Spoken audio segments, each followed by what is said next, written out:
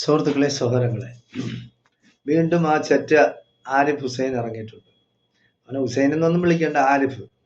അവന് എന്ത് ആരിഫാണ് എന്നാണെന്ന് എനിക്ക് അറിഞ്ഞൂടാ. അവൻ ഏത് ജാതിയാണ്, ഏത് മതമാണ്, നിരീശ്വരവാദിയാണ്, അവൻ പിന്നെ ഹിന്ദുമത വിശ്വാസിയാണ്, ക്രിസ്ത്യാനിയാണ്, യഹൂദനാണ്, ബുദ്ധമതക്കാരനാണ് എന്നൊന്നും അറിഞ്ഞൂടാ. അവൻ ചിലപ്പോൾ പറയും പിന്നെ അവൻ നിരീശ്വരവാദിയാണെന്ന് പറയും. അവൻ കുറേ നാള് ഈശ്വര വിശ്വാസിയായിരുന്നു, അതായത് മുസ്ലിം ആയിരുന്നു. പിന്നെ ജാമിദയുടെ ബേക്കിൽ പോയി നിസ്കരിച്ചവനാണ്. ജാമിദ ഇമാമായിട്ട്, ഇമാം എന്ന് പറഞ്ഞാൽ നേതൃത്വത്തിൽ ഫ്രണ്ടിൽ നിൽക്കും, ബാക്കിയുള്ളവർ ബാക്കിലോട്ട് നിസ്കരിക്കും. അതിൽ ഇവനുണ്ടായിരുന്നു. അപ്പൊ ഇപ്പൊ പറയുന്നത് ബാങ്ക് വിളി എന്ന് പറയുന്നത് ജനങ്ങൾക്ക് ബുദ്ധിമുട്ടുണ്ടാക്കുന്നു, നിയമത്തിന് അതീതമായി നിയമ ലംഘനം നടത്തിയാണ് ബാങ്ക് വിളിക്കുന്നത്. അപ്പൊ ബാങ്ക് മാത്രമേ അവൻ കേൾക്കുന്നുള്ളൂ, വേറെ ഒന്നും ഇന്ത്യയിൽ നടക്കുന്ന ബാക്കിയുള്ള കാര്യങ്ങളൊന്നും അവൻ കാണുന്നേ ഇല്ല, കേൾക്കുന്നേ ഇല്ല, അറിയുന്നേ ഇല്ല. അതായത് ഈ മൈക്ക് കോളാമ്പി കെട്ടി വിളിക്കുന്നു, അത് വിളിച്ചു കൂവുന്നു എന്നാണ് അവൻ പറയുന്നത്. പിന്നെ പറയുന്നു പാടുന്നു, പാട്ട് പാടുന്നു. അപ്പൊ ഈ നമ്മൾ കാണുകയാണ്, എത്രയോ വർഷങ്ങൾക്ക് മുമ്പ്, എൻ്റെ കുട്ടിയിലേ ഞാൻ കണ്ടിട്ടുള്ള, അതിനു മുമ്പും പിന്നെ ചരിത്രം പറയുന്ന അതാണ്. ഉത്സവ സ്ഥലങ്ങൾ എത്ര മണിക്കാണ് ഉത്സവം നടക്കുന്നത് നാട്ടിൽ? സന്ധ്യയ്ക്ക് ശേഷമാണ്. അതുവരെ എന്താണ് ചെയ്യുന്നത്? മൈക്ക് അങ്ങോട്ട് ഇട്ടിട്ട് ഇല്ലാത്ത പാട്ടും കൂത്തും, സെക്സ് പാട്ടായിരുന്നാലും പിന്നെ മതപരമായ പാട്ടുകളായിരുന്നാലും സിനിമ പാട്ടുകളായിരുന്നാലും അങ്ങനെ കേൾക്കും. അപ്പൊ ലോകം മൊത്തം കേൾക്കുന്നില്ലേ? അതിനൊന്നും ഒരു വിഷമം അവനില്ല. ബാങ്ക് വിളിക്കുന്നതാണ് അവന് പ്രശ്നം. അപ്പൊ അവന് ബാങ്ക് വിളിയോടാണ് എതിർപ്പ്. പിന്നെ അതിന് ഞാൻ ഇനി വരുന്നുണ്ട്. അതായത് ബാങ്ക് വിളിയുടെ അർത്ഥമാണ് അത് പറയുന്നത് തന്നെ ബാക്കിയുള്ളവരെ ആക്ഷേപിക്കുന്നതാണ്, ബാക്കിയുള്ള മതങ്ങളാണ്, ദൈവം മാത്രമേ അത്, അല്ലെങ്കിൽ അത് പറഞ്ഞു തീർത്തിട്ട് പോവാം. വിളിക്കുന്നെന്ന് പറയുന്നത് മുസ്ലിങ്ങൾ വിളിക്കുന്ന ബാങ്ക്, പിന്നെ അവൻ പറയണം, അവൻ വേറൊന്നും കൂടെ അവൻ പറയുന്നത് 10 മണി മുതൽ 6 മണി വരെ മൈക്കുകളൊന്നും ഉപയോഗിക്കാൻ പാടില്ല. 10 മണി തൊട്ട് ആരാണ് ഉപയോഗിക്കുന്നത്? ഇപ്പൊ മുസ്ലിങ്ങളുടെ അവസാനത്തെ നമസ്കാരം എന്ന് പറയുന്ന പ്രാർത്ഥന എന്ന് പറയുന്നത് ഇഷ രാത്രിയത്തെ നമസ്കാരമാണ്. അതെന്ന് പറയുന്നത് ഒരു 7:30-8 മണിക്കാണ് ആ ബാങ്ക്. അപ്പൊ 10 മണിക്ക് പോകുന്നില്ലേ? അപ്പൊ വീണ്ടും അവൻ പറയുന്നത് ചെറ്റത്തരമാണ് പറയുന്നത്. പിന്നെ 6 മണി ഇവിടെയുള്ള, അതായത് കേരള സമൂഹം അല്ലെങ്കിൽ ഇന്ത്യൻ സമൂഹം എന്ന് പറയുന്ന, ഹിന്ദു ആവട്ടെ മുസ്ലിം ആവട്ടെ, ക്രിസ്ത്യാനിയുടെ കാര്യം പിന്നെ അവർ ചിലപ്പോൾ വെളുപ്പാങ്കാലത്തൊന്നും പോയി പള്ളിയില ചർച്ചിലൊന്നും പോകുന്ന പരിപാടിയില്ല, അവർ കുറച്ച് കഴിഞ്ഞിട്ടാണ് പോകുന്നത്. അതേസമയം ഹിന്ദുക്കളും പിന്നെ മുസ്ലിങ്ങളും എന്ന് പറയുന്ന നൂറ്റാണ്ട് മുതലേ വെളുപ്പാങ്കാലത്തെ, അതായത് സൂര്യനൊക്കെ ഉദിക്കുന്നതിന് എത്രയോ, അതായത് ഇരുട്ട് ഉള്ള സമയത്താണ്, പരപരാ വെട്ടം വെക്കുന്നതിന് മുമ്പാണ് അവര് അമ്പലങ്ങളിൽ പോവും. പിന്നെ അവര് മൈക്ക് വെച്ച് പാടിക്കും, അതായത് ഭക്തിഗാനങ്ങൾ പാടും, അല്ലാതെ പിന്നെ മണിയടിക്കും, എന്തെല്ലാം ചെയ്യുന്ന, ആർക്കും ഒരു പരാതിയില്ല. ഏതെങ്കിലും ഒരു മുസ്ലിം പോയി പരാതി പറഞ്ഞിട്ടുണ്ടോ? ഇല്ല. പക്ഷെ അതിനൊന്നും ഇവന് പരാതിയില്ല. അവനിപ്പോ പരാതി എന്ന് പറയുന്ന മുസ്ലിങ്ങൾ ബാങ്ക് വിളിക്കുന്നു. എടാ ചെറ്റേ, നീ മനസ്സിലാക്കാനുള്ളത്, നീ ആണും പെണ്ണും കെട്ടവനാണെന്ന് നിന്നെ കാണുമ്പോ അറിയാം. പിന്നെ ABC എന്നും പറഞ്ഞ് ഒരുത്തി വന്നിരുന്ന അവള് വിളിക്കുക, ലിപ്സ്റ്റിക്കും ചിരിച്ചു കാണിക്കുന്നുണ്ട്. അവൻ ചിരിച്ചു കാണിക്കുമ്പോഴത്തേക്ക് നീ വിചാരിക്കും, ഓ എന്നെ പ്രോത്സാഹിപ്പിക്കണമെന്ന്. അതല്ല, പ്രോത്സാഹിപ്പിക്കുകയില്ല, നിന്റെ മണ്ടത്തരം ഓർത്ത് ചിരിക്കുന്നതാണ് ആ ABC ഡാഹിലുള്ള. ഇവ ഇത്രയും നാൾ മുസ്ലിമായിട്ട് നടന്നിട്ട് ഇപ്പൊ ഈ സംഘപരിവാറുകാരുടെ നക്കാപ്പിച്ചയും അവരുടെ പിന്നെ വിസർജനങ്ങളും ഒക്കെ കിട്ടുന്നുണ്ട്. ഇവൻ ഇവിടെ ഇരുന്ന് ഇങ്ങനെ ചെറ്റത്തരം പറയുന്നതാണെന്ന് ആലോചിച്ചാണ് ആ പെൺകുട്ടി തിരിച്ചു പോയത്. അത് അവൻ മനസ്സിലാവുന്നത്. അവൻ വിചാരിക്കുന്നത് അവനെ പ്രോത്സാഹിപ്പിക്കുകയാണ്, അല്ലെങ്കിൽ അവന്റെ ആ സംസാരം കേട്ട് അവന്റെ സൗന്ദര്യം കണ്ട് അങ്ങ് ചിരിക്കുകയാണെന്നാണ്. എടാ പൊട്ട, നീ മനസ്സിലാക്കാനുള്ളത്, നീ 3-4 പെണ്ണ് കെട്ടിയിട്ടുണ്ട്.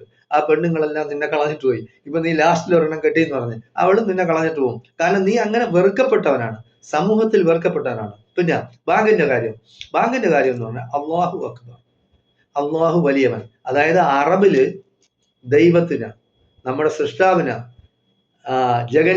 ജഗന്നിയന്താവ്, അല്ലെങ്കിൽ നമ്മുടെ സർവേശ്വരൻ, അല്ലെങ്കിൽ ദൈവം എന്ന് പറയുന്നതാണ് അള്ളാഹു. അപ്പോ മലയാളത്തിൽ നമ്മൾ ദൈവം എന്ന് പറയുന്നു, അല്ലെങ്കിൽ ഭഗവാൻ എന്ന് പറയുന്നു, അത് തന്നെയാണ് അള്ളാഹു.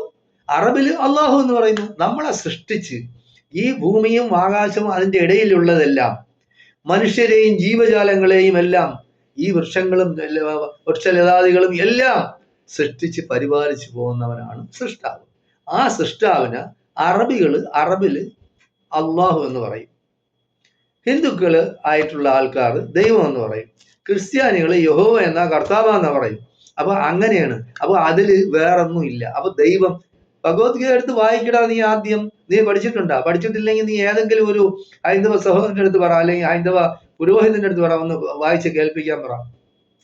പ്രഭാതത്തിലും പ്രദോഷത്തിലും ഒക്കെ ദൈവത്തെ കീർത്തിക്കണമെന്നാണ്, ദൈവത്തിനെ പ്രാർത്ഥിക്കണമെന്നാണ്. ആ അത് നിനക്ക് അറിഞ്ഞൂടാ. അപ്പൊ നീ അത് പഠിച്ചിട്ടില്ല. കാരണം നീ എന്ന് പറഞ്ഞ തെരുവില് നിന്നെ വളർന്നതല്ലേ. നീ എവിടെ തെരുവിൽ ആരാ ജാരസന്തതിയായിട്ട് പിറന്ന് എടുത്ത് കളഞ്ഞിട്ട് പോയപ്പോഴത്തേക്ക് ആ മുസ്ലിം മതവിശ്വാസികളായ തള്ളയും തന്തയും നിന്നെ എടുത്തുകൊണ്ട് പോയി വളർത്തി. അവർക്ക് കുട്ടികളില്ലാത്തതുകൊണ്ടായിരിക്കാം, എന്താണെന്ന് എനിക്ക് അറിഞ്ഞൂടാ. എന്തായാലും വളർത്തി മുസ്ലിമിനെ പോലെ ആക്കി. നീ അവർക്ക് തികച്ച പ്രതിഫലവും കൊടുക്കുന്നുണ്ട്. എന്തായാലും ഇങ്ങനെയാണ് കാര്യം. അതായത് അള്ളാഹു അക്ബർ, അള്ളാഹു വലിയവൻ, ദൈവം വലിയവനാണ്. ഏതെങ്കിലും ഒരു ജാതിക്കാരനെ അതിനെ എതിർക്കും. ദൈവം വലിയവനാണെന്ന് പറഞ്ഞാൽ അള്ളാഹു അക്ബർ ആ 2 പ്രാവശ്യം പറയും. അള്ളാഹു അക്ബർ, അള്ളാഹു അക്ബർ, അള്ളാഹു അക്ബർ 4 പ്രാവശ്യം പറയും. അഷ്ഹദു അല്ലാ ഇലാഹ ഇല്ലല്ലാഹ്, അഷ്ഹദു ഞാൻ സാക്ഷ്യം വഹിക്കുന്നു, അല്ലാ ഇലാഹ ഇല്ലല്ലാഹ് അള്ളാഹു അല്ലാതെ, അഷ്ഹദു അല്ലാ ഇലാഹ ഇല്ലല്ലാഹ് ആരാധനയ്ക്ക് അർഹൻ അള്ളാഹു അല്ലാതെ വേറെ ആരുമില്ല എന്ന് ഞാൻ സാക്ഷ്യം വഹിക്കുന്നു. സത്യമല്ലേ? അതായത് ദൈവമല്ലാതെ ആരെങ്കിലും ആരാധനയ്ക്ക് അർഹനുണ്ടോ? വേറെ ആരേതെങ്കിലും ആരാധിക്കാൻ പാടില്ല. ഭഗവത്ഗീത എടുത്ത് നോക്കി നിങ്ങൾ. ഭഗവത്ഗീത എടുത്ത് നോക്കി. ബൈബിൾ, ഒറിജിനൽ ബൈബിൾ ഉണ്ടെങ്കിൽ അതും എടുത്ത് നോക്കി. ആരാധനയ്ക്ക് അർഹം ദൈവമല്ലാതെ വേറെ ആരുമില്ല. ദൈവത്തിന് മാത്രമാണ് നമ്മൾ ആരാധിക്കേണ്ടത്. ഓക്കെ. അഷ്ഹദു അല്ലാ ഇലാഹ ഇല്ലല്ലാഹ് അത് 2 പ്രാവശ്യം പറയും. അഷ്ഹദു അന്ന മുഹമ്മദ് റസൂലുള്ളാഹ്, അഷ്ഹദു ഞാൻ സാക്ഷ്യം വഹിക്കുന്നു, അന്ന മുഹമ്മദ് റസൂലുള്ളാഹ് മുഹമ്മദ് നബി സല്ലല്ലാഹു അലൈഹി വസല്ലം മുഹമ്മദ് നബി അള്ളാഹുവിന്റെ പ്രവാചകനാണെന്ന് ഞാൻ സാക്ഷ്യം വഹിക്കുന്നു. സത്യമല്ലേ? ഇപ്പോ ഇന്ത്യയിൽ 4 പ്രവാചകന്മാർ വന്നിട്ടുണ്ടെന്നാണ്. അത് ശ്രീകൃഷ്ണനാവാം, ശ്രീബുദ്ധനാവാം, ശ്രീരാമനാവാം, വേറെ ഏതെങ്കിലും ഒരാളാവാം. എന്തായാലും അങ്ങനെ പ്രവാചകന്മാരാണ് ഈ ലോകത്ത് ജനങ്ങളെ അന്ധകാരത്തിൽ നിന്നും വെളിച്ചത്തിലേക്ക് നയിച്ചതെല്ലാം പ്രവാചകന്മാരാണ്. ഈ ഭഗവത്ഗീത തന്നെ വേദഗ്രന്ഥമല്ല എന്ന് നീ എങ്ങനെ പറയും? വേദഗ്രന്ഥമല്ലേ? അതിവിടെ ഉള്ള ആൾ വിശ്വസിക്കുന്നില്ലേ? അപ്പൊ പല ജനവിഭാഗങ്ങളുടെ ഇടയിൽ ദൈവം തമ്പുരാൻ തന്നെയാണ് ഈ വേദഗ്രന്ഥങ്ങൾ കൊടുത്തിട്ടുള്ളത്. 1,24,000 അമ്പിയ മുർസീങ്ങൾ, പ്രവാചകരും അവരെ പറ്റിയ ആൾക്കാർ ഈ ഭൂമിയിൽ ഉണ്ടായിരുന്നു എന്നാണ് പറയുന്നത്. അവരെല്ലാം കാലാകാലങ്ങളിലായി മരിച്ചു. അതിൽ മരിക്കാത്ത ആളെന്ന് പറഞ്ഞാൽ ജീസസ്, യേശു ക്രിസ്തു മാത്രം മരിച്ചിട്ടില്ല എന്നാണ് മുസ്ലിങ്ങൾ വിശ്വസിക്കുന്നത്. പക്ഷേ ക്രിസ്ത്യാനികൾ മരിച്ചു, ഈ ജീസസിനെ കൊന്നുവെന്നും കുരിശിൽ തറച്ചുവെന്നും വിശ്വസിക്കുന്നു. മുസ്ലിങ്ങൾ അത് വിശ്വസിക്കുന്നില്ല. അവിടെയാണ് വ്യത്യാസമുള്ളത്. ക്രിസ്ത്യൻ മതം ഉണ്ടാവുന്നത് തന്നെ ഈസാക്ക്, അതായത് ജീസസിന് ശേഷമാണ്. അതായത് ജീസസ് ക്രിസ്ത്യൻ മതം ഉണ്ടാക്കിയിട്ടില്ല, മോസസ് യഹൂദ മതം ഉണ്ടാക്കിയിട്ടില്ല. മോസസിന് ശേഷമാണ് യഹൂദ മതം എന്ന് പറഞ്ഞ് ഉണ്ടാവുന്നത്. അതുപോലെ തന്നെയാണ് ജീസസിന് ശേഷമാണ് ക്രിസ്ത്യൻ മതം ഉണ്ടാവുന്നത്. അതേസമയം മുഹമ്മദിനെ സംബന്ധിച്ചിടത്തോളം മുഹമ്മദ് ഒരു പുതിയ മതം ഉണ്ടാക്കിയിട്ടില്ല. മുഹമ്മദ് എന്ന് പറഞ്ഞാൽ അതായത് അവസാനത്തെ പ്രവാചകനാണ് മുഹമ്മദ്. പക്ഷേ മുഹമ്മദിന് ശേഷം അതായത് ജീസസ് വരും, ഈ ഭൂമിയിൽ വരും എന്നാണ് ക്രിസ്ത്യാനികളും മുസ്ലിങ്ങളും യഹൂദന്മാരും വിശ്വസിക്കുന്നത്. അപ്പൊ അതവിടെ നിൽക്കട്ടെ, അതല്ല ഇവിടുത്തെ വിഷയം. ഇവിടെ ബാങ്കാണ് വിഷയം. അപ്പൊ അഷ്ഹദു അന്ന മുഹമ്മദ് റസൂലുള്ളാഹ് പ്രവാചകനാണ് എന്ന്, അതായത് ഇപ്പൊ ഈ ശ്രീരാമനായാലും ശ്രീകൃഷ്ണനായിരുന്നാലും ശ്രീബുദ്ധനായിരുന്നാലും പ്രവാചകന്മാരാണെങ്കിൽ ആ പ്രവാചകന്മാരാണെന്ന് നമ്മൾ സാക്ഷ്യം വഹിക്കുന്നു. ഹയ്യ അല സ്വലാത്ത്, നിങ്ങൾ നമസ്കാരത്തിലേക്ക് വരൂ, നിങ്ങൾ പ്രാർത്ഥിക്കാൻ വേണ്ടി വരൂ എന്ന് വിളിക്കുകയാണ്. അപ്പോ ഹിന്ദുക്കളും അങ്ങനെ വിളിക്കൂല. ക്ഷേത്രത്തിൽ മണി അടിക്കുന്നത് എന്തിനാണ്? ക്ഷേത്രത്തിൽ എന്തിനാണ് മണി അടിക്കുന്നത്? നിങ്ങൾ ക്ഷേത്രത്തിലേക്ക് വരും, പ്രാർത്ഥിക്കാൻ വരൂ എന്നാണ്, ഈശ്വരനെ പ്രാർത്ഥിക്കാൻ വേണ്ടി നിങ്ങൾ വരൂ എന്നാണ് വിളിക്കുന്നത്. അവിടെ എന്താണ് മിസ്റ്റേക്ക് വല്ലതും ഉണ്ട്? അതാണ്. അപ്പൊ യവന്, ഈ പൊട്ടൻ എന്ന് പറയുന്ന യവൻ ഒരു തെമ്മാടിയാണ്. ഈ നാട്ടിൽ എങ്ങനെ കലാപം ഉണ്ടാക്കാൻ നോക്കും, ആളുകളുടെ ഇടയിൽ എങ്ങനെ ഭിന്നിപ്പ് ഉണ്ടാക്കാൻ നോക്കും. കാരണം അവന് ഈ സംഘപരിവാറുകാർ പൈസ കൊടുക്കുന്നുണ്ടല്ലോ. അവന്റെ ജോലി എന്ന് പറയുന്നത് ഇതാണ്. അവനെന്ന് പറഞ്ഞാൽ നേരം വെളുക്കും, വലുതും മൃഷ്ടാന്ന ഭോജനം, മോഡിയുടെ മറ്റവരുടെ വല്ലതും ഉച്ഛിഷ്ടവും അല്ലെങ്കിൽ അവരുടെ അമേദ്യവും മൂത്രവും ഒക്കെ കുടിക്കും. എന്നിട്ട് ചാനലിന് മുമ്പ് വന്നിരുന്ന് ഇങ്ങനെ ഇളിച്ചും കൊണ്ട് ഇങ്ങനെ ഒരു സമുദായത്തിനെ ആക്ഷേപിക്കുക, അല്ലാതെ അവൻ ഒരു പരിപാടിയില്ല. അപ്പൊ അവന് നേരത്തെ എന്തായിരുന്നു ജോലി? അപ്പൊ ഇതാണ്. അപ്പോ നിങ്ങൾ നമസ്കാരത്തിലേക്ക് വരൂ, നിങ്ങൾ ദൈവത്തെ ആരാധിക്കാൻ വേണ്ടി വരൂ.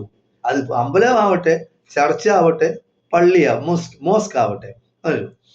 ഹയ്യ അലൽ ഫലാഹ്, നിങ്ങൾ വിജയത്തിലേക്ക് വരൂ. അതായത് നിങ്ങള് ദൈവത്തെ ആരാധിക്കാനായിട്ട് വരുമ്പോൾ നിങ്ങൾ വിജയികളാവുകയാണ്, അല്ലേ? സത്യമല്ലേ? നമുക്ക് ഈ ലോകവും ഈ കാണുന്ന എല്ലാം നമുക്ക് അധീനമാക്കി തന്ന്, നമുക്ക് കണ്ണും മൂക്കും വായും ശ്വസിക്കാനും കേൾക്കാനും കാണാനും ഈ ലോകം നിങ്ങൾ കണ്ടിട്ടില്ലേ? പണ്ണ് പൊട്ടന്മാര്, അവർക്ക് എന്തെങ്കിലും കാണാനൊക്കും. അപ്പൊ നമുക്ക് ഇതെല്ലാം തന്ന ദൈവത്തെ നമ്മൾ സ്തുതിക്കണ്ടേ? അത് അവന് ആരെടുത്തും പിന്നെ പ്രത്യേകമായ പ്രതിബദ്ധതയൊന്നുമില്ല. അവന് പിന്നെ ആരെയും അടുത്തും നന്ദി പറയാൻ വേണ്ട. കാര്യം അവനെ ഈ ഒരു തള്ള പ്രസവിച്ച് ജാരസന്തതിയായിട്ട് പ്രസവിച്ച് റോഡിൽ കളഞ്ഞിട്ട് പോയി അമ്മ തൊട്ടിൽ നിന്ന് ഇപ്പൊ പറയും. പണ്ടെന്ന് പറഞ്ഞാൽ അങ്ങനെയല്ല, തെരുവിൽ വലിച്ചെറിഞ്ഞിട്ട് പോകും. പട്ടികളാ പൂച്ചയെ അല്ലെങ്കിൽ പിന്നെ കുറുക്കന്മാരാ കൊണ്ടുപോവാതെ ആ തള്ളയും തന്നെ എടുത്തുകൊണ്ട് പോയി അവനെ വളർത്തി. അത് തന്നെയാണ് അവർ ചെയ്ത ദോഷം. അല്ലെങ്കിൽ ഏതെങ്കിലും കുറുക്കനാ വല്ലതും തിന്ന് യവനെ ചമ്മന്തിയാക്കി പരുവത്തിന് യവൻ ഇങ്ങനെ ഒരു സാധനം ഈ ദുനിയാവിലുണ്ടാവുന്നതല്ല.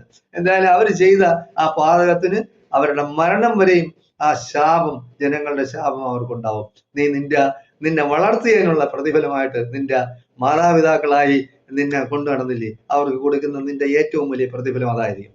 അപ്പോ ഹയ്യ അലൽ ഫലാ, നിങ്ങൾ വിജയത്തിലേക്ക് വരൂ. അതായത് നിങ്ങളെ സൃഷ്ടിച്ച് പരിപാലിച്ചു പോരുന്ന പിന്നെ സർവേശ്വരനെ, ഈശ്വരനെ, ദൈവത്തെ ആരാധിക്കാൻ, അല്ലാതെ അള്ളാഹുവിനെ ആരാധിക്കാൻ വേണ്ടി വരൂ, നിങ്ങൾ വിജയത്തിലായി. അതാണ് പിന്നെ അള്ളാഹു ഹയ്യ അലൽ ഫലാഹ്, അള്ളാഹു അക്ബർ, അള്ളാഹു അക്ബർ.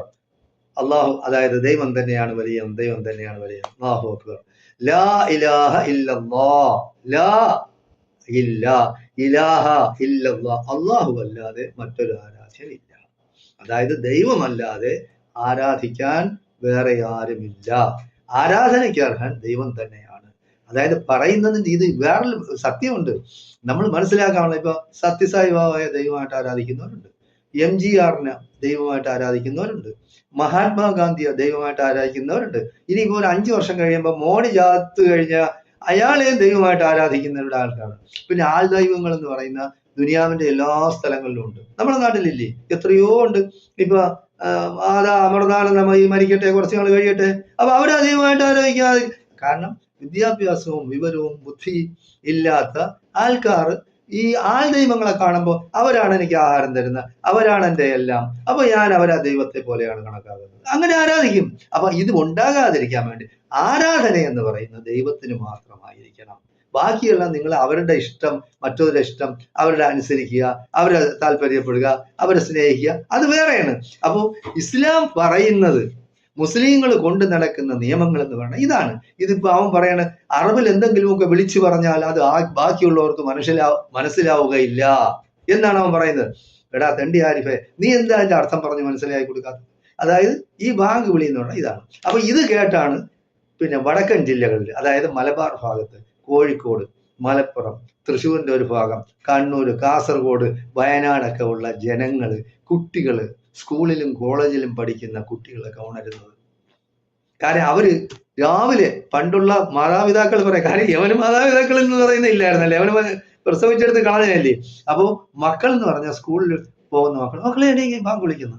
പിന്നെ ഹിന്ദു സഹോദരങ്ങളായിരുന്നാലും പറയാം, മക്കളെ എണീക്കും ബാങ്ക് വിളിക്കുന്നു, എളിച്ച് കുളിച്ച് റെഡിയായി ക്ഷേത്രത്തിൽ പോയി. അപ്പോ അങ്ങനെ ഒരു സിസ്റ്റമാണ് ഇവിടെ.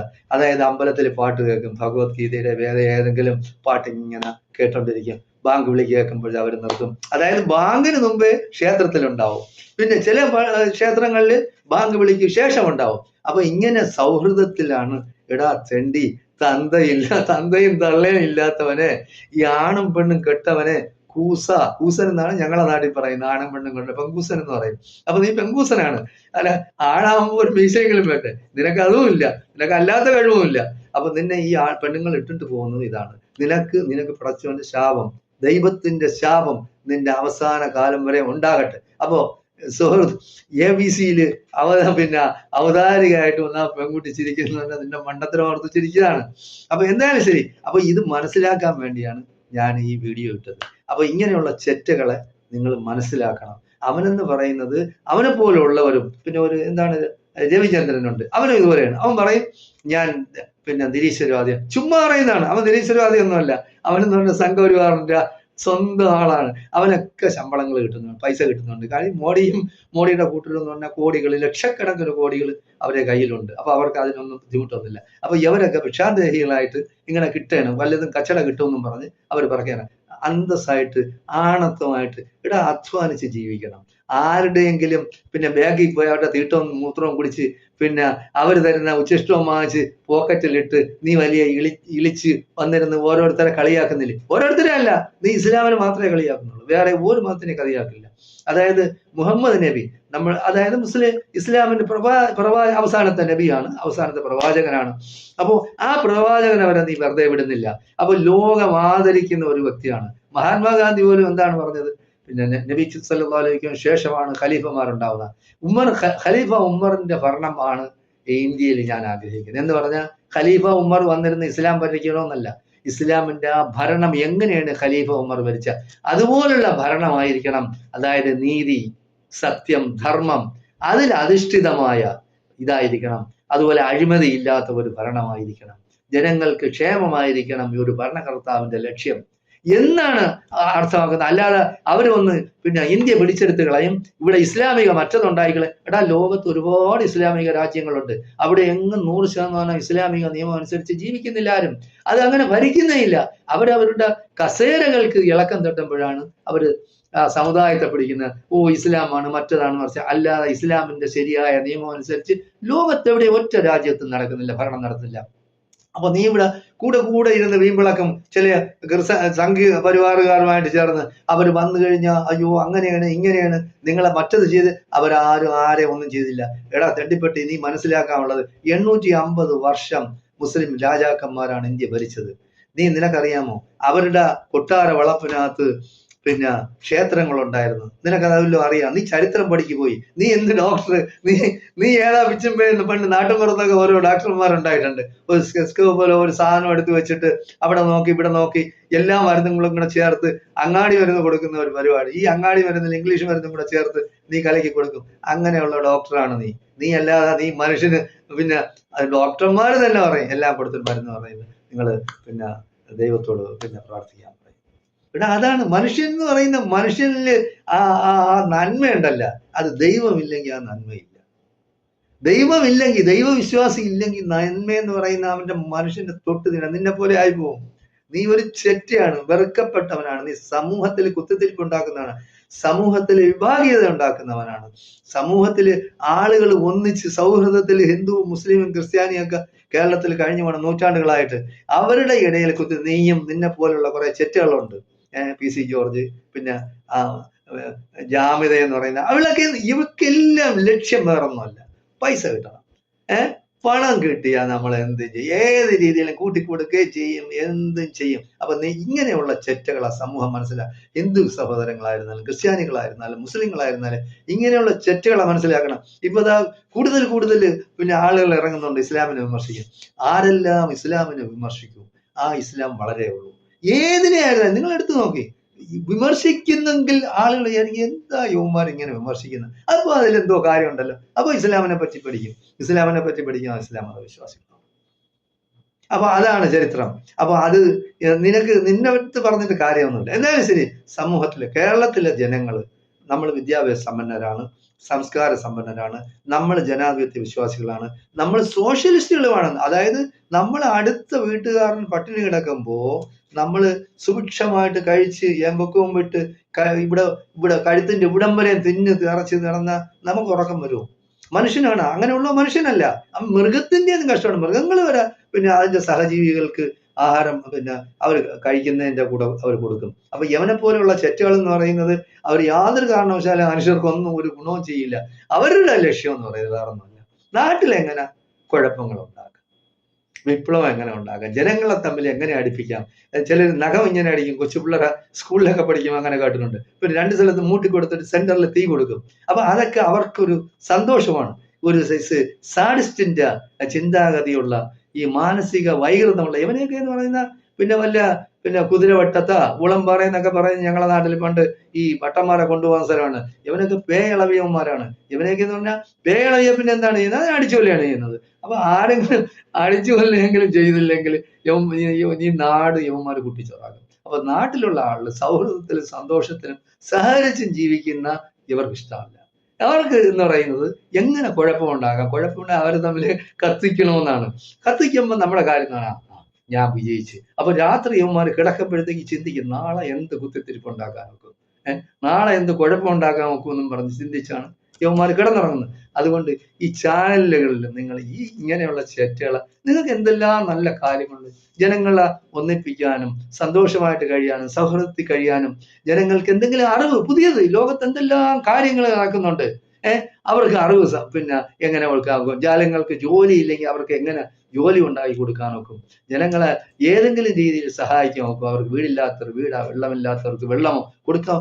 അങ്ങനെയുള്ള ചർച്ചകളല്ലേ നടത്താനുള്ളത്. ഈ ചെറ്റകളെ വിളിച്ചിരുത്തി വിളിച്ചാൽ അത് നാട് പോവില്ലേ? ആ ചാനൽ വരെ